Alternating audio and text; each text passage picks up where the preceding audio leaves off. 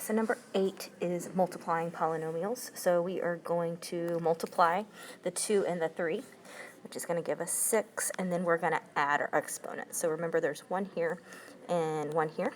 So added up together, that's going to give us x squared. And then we're going to say 2 times negative 4, which is negative 8, and then write the x. So that would be your answer for number 8.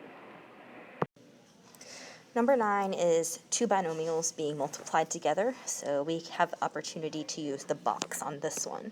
So we're going to set our box up, and we can say y minus 8 on top, and y positive 7 on bottom. So y times y, these two are going to be multiplied together and go in this box to give us y squared. And these two numbers are going to multiply to be put in this box, so that's going to give us negative 8y. These two numbers are going to multiply together and go in this box, so that's going to be a positive 7y.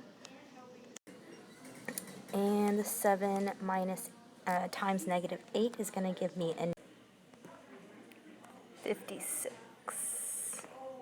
So I need to look for like terms, and both of these have y's, so those are my like terms. So let's pull out my answer of y squared, because that was the only one of those. I have 7 y's in this box and negative 8 y's in that box, so combined, that's going to give me a negative y minus 56.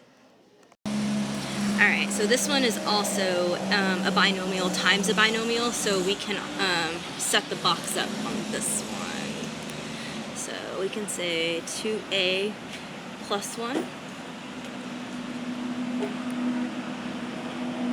and 2a minus 1. So these two are going to multiply together to give us 4a squared. And those two are going to multiply to give us 2a.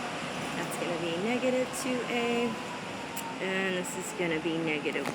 So we're going to pull out our 4a squared. And on this one, the negative 2a and the positive 2a are going to cancel each other out. So that's just going to leave us with 4a squared minus 1.